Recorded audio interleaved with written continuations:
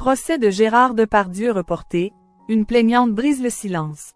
J'espère qu'il aura le courage d'être là.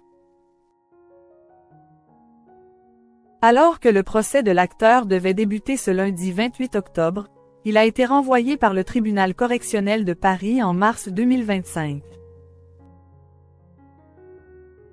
La raison, Gérard Depardieu ne serait pas en état d'y assister. L'une des plaignantes a témoigné de sa déception, et espère bien voir l'acteur sur le banc des accusés dans 5 mois. Ce lundi 28 octobre, s'ouvrait le très attendu procès de Gérard Depardieu pour agression sexuelle au tribunal correctionnel de Paris. Malheureusement, ce même jour, nous avons appris que l'acteur ne serait pas présent à la première audience pour raisons médicales. Ce dernier serait en effet extrêmement affecté par l'affaire, a rapporté son avocat, M. Assou, à l'AFP et ses médecins lui auraient donc interdit de se présenter à l'audience. M. Assou a sollicité un renvoi à une date ultérieure afin qu'il puisse être présent. Une demande qui a été acceptée par la justice. Le tribunal correctionnel de Paris a renvoyé le procès de l'acteur au 24 et 25 mars 2025. Une décision qui reste en travers de la gorge d'une des plaignantes, Amélie, qui a le sentiment que Gérard Depardieu se défile. Il était tout à fait en forme à la confrontation où il avait l'air vraiment de supporter très bien 6 heures de garde à vue.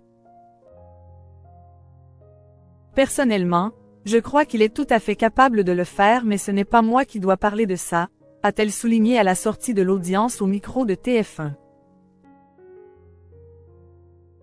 Elle a précisé qu'elle espérait qu'il serait présent lors de son prochain procès, en mars. J'espère qu'il aura le courage d'être là, parce que nous, on est là. Et on dit toujours la même chose depuis le début. On est prêt à se confronter à M. Depardieu pour qu'il dise enfin la vérité. Gérard Depardieu au plus mal, il est très affecté.